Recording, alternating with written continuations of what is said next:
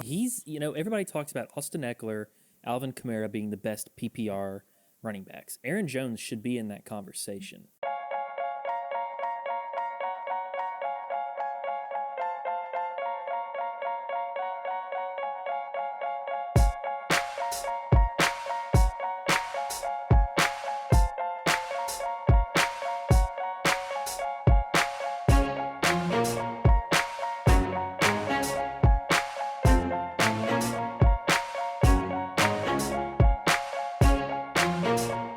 What's up, GUFF gang? Grown-up fantasy football is back. James Reiner and Zach Maziarz are joining me, Joey Marino, here to talk a little fantasy football. Zach, what are we talking about today? I don't know. Maybe we should come up with a new title or something. But we're talking about fantasy playoff studs today, Joey. Who is going to win you your fantasy playoffs? Yeah. And it's going to get hot. It's going to get very hot. It's going to get super duper hot. So make sure you got a cup of water nearby. Turn your AC on. Yes. Make sure you're not wearing a flannel like me. Zach's going to have the fantasy sweats. But before Zach puts the fantasy sweats on and before we get into today's topic, if you enjoy this kind of stuff, this kind of video content that we're putting out here for you, it's every Tuesday to Friday. Be sure to hit that subscribe button down below. It would do us a huge solid, and we'd really appreciate the support that you guys give us. Make sure you hit the subscribe button and hit the bell icon to get notified when exactly we're posting on those Tuesdays to Fridays. So go subscribe, get notified. And are we ready to get into today's topic? Oh, yeah. Let's do this.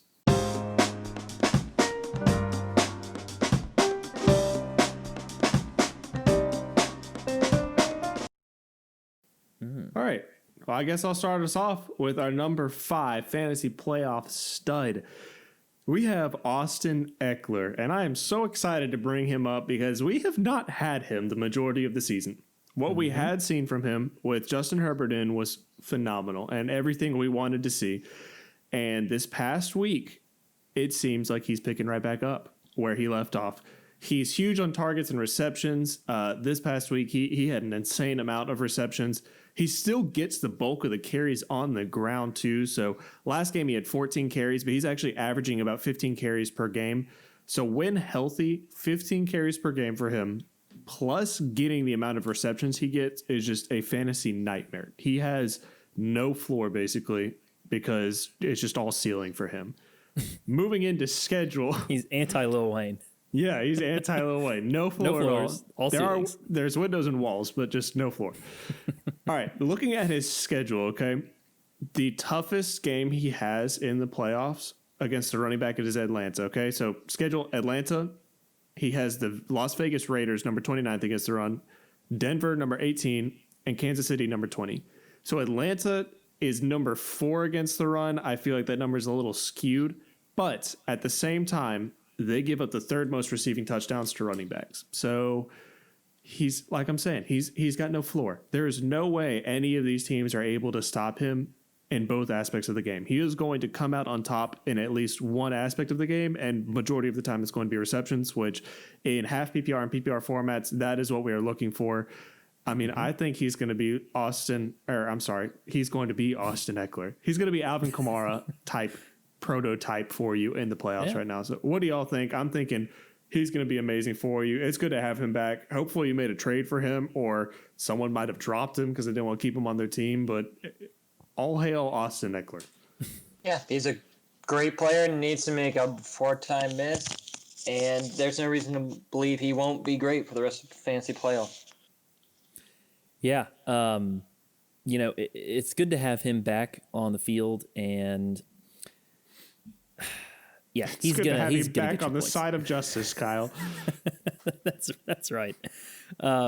He's in that kind of offense that they're running in LA with Justin Herbert slinging it around everywhere.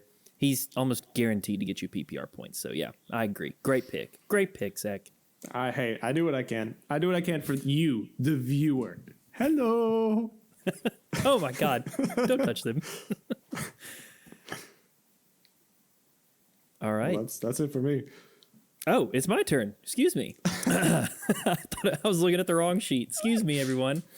So number, I guess 4, or in no really particular order. This is just another fantasy playoff stud we think is Mr. A.J. Brown, wide receiver for the Tennessee Titans. This guy is an absolute beast, okay? He came in the draft with his former college teammate DK Metcalf, and the two of them are absolute studs, okay? Yes, A.J. Brown missed some time like Austin Ekeler early on this season with an injury to, I think, his ankle. But he has come back. Sorry? Bone bruise. Oh, a bone bruise, excuse me. Don't want to get that wrong. Don't want to offend him. But A.J. Brown, when he has been in this offense since, what was it, week 7 or week 8 when he came back? I can't remember exactly. He's been super efficient. He's scoring right now 16.8 fantasy points per game and 2.34 fantasy points per target. Those are both good enough to be wide receiver 1 on the season. He's currently, I think, wide receiver 24, but I think it's skewed because he's missed some time, and you've had explosions from like DK Metcalf and Tyreek Hill, Devontae Adams. What's also interesting is he has 318 yards after the catch, which is 10th in the league. He's got a 24% target share, and he's got a 25% target share in the red zone. Another thing that's interesting about A.J. Brown is how the team has been playing as of late. So with the Titans, they have Derrick Henry. They're going to run the ball, but that means play action is there. It's always a threat with Derrick Henry, and 318 yards after the catch for A.J. Brown, I think that correlates well. I couldn't find any exact stats on how he's been in third down. Oh, okay. Bye, James. He doesn't want to hear about A.J. Brown anymore. But you couldn't find too much. I'm sorry, James. Either way, he went to go looking for the stats that you were trying to find. Hopefully return with those. Yeah. But the thing is, the Titans have been in close games pretty much almost all year with the Ravens, the Texans, and they're playing into the fourth quarter. They're throwing the ball. They're having to throw the ball. And in the fourth quarter, A.J. Brown has had 13 receptions for 170 yards and 3 touchdowns just in the fourth quarter alone. He's basically mimicked that stat line in the first quarter.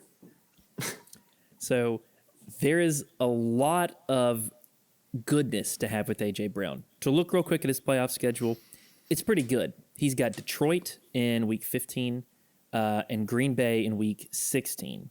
Detroit's ranked 24th against wide receivers, and Green Bay is ranked 11th. And then if you're playing into week 17, he's got Houston, who's ranked 21st. So I think there's a lot of opportunity for A.J. Brown in the playoffs. What do you guys think? Yeah, go ahead. I just was going to say, my only question is, did A.J. Brown and DK Metcalf in college do some type of Space Jam thing where they grabbed the football and absorbed some third string and fourth string wide receivers' powers and became some sort of mega person? Because they are both huge. Mm-hmm. I agree with you, Joey. I think he's playing lights out, and he's making up for lost time, and he is just showing that it wasn't just a 1 year type thing last year. I know people were concerned last year coming off of a very efficient season, but he's just picking right back up off of that. So I think with his skill type and his the type of receiver he is, I think this is what we can see from him. So yeah, I like the pick. Yeah, I think he's one of the best wide receivers in the NFL, and I was big on him to start the season, and I believe he'll be drafted very high next year. All right, number 3, we have Rob Gronkowski. His playoff schedule is Minnesota, Atlanta, Detroit. These are all poor defenses, and they're all giving up a ton of points to fantasy players. Now, some of these guys are middle of the road against tight end, but like I've said in previous videos, I don't think that matters because they factor in every tight end that plays against them, and some of these tight ends are not valuable fantasy assets, they're not receivers. So I think a more accurate way to look at it is how many points are they giving up to wide receivers. And so looking at that, I think Gronk could have some huge games in the fantasy playoffs. I think the Bucs dominate these games. I think Brady throws a lot of touchdowns, and a lot go Gronk's way. I could see him being the second highest scoring tight end behind Kelsey the rest of the season. Wow. Wow, that's pretty big right there behind Kelsey. There's are a lot of good matchups though. They are, yeah. The only thing I'm a little worried about is a little bit of uneasiness in the Bucks offense. It's kind of shaky. They're still figuring things out until week 12. But one thing I think that will help is the bye week. They got a bye week in week 13, right before playoffs. So not necessarily going to help you get into the playoffs if you have Gronk, but it could hopefully fix some of the issues with the Bucks offense. Yeah, I agree, and I think the Bucks are figuring stuff out, but at the same time, I think Brady and Gronk have figured out their connection again. So I think that's the little icing on the cupcake. The Gronk cake. The Gronk cake. All right, well, let's move on to our number 2. And number 2, we have Aaron Jones.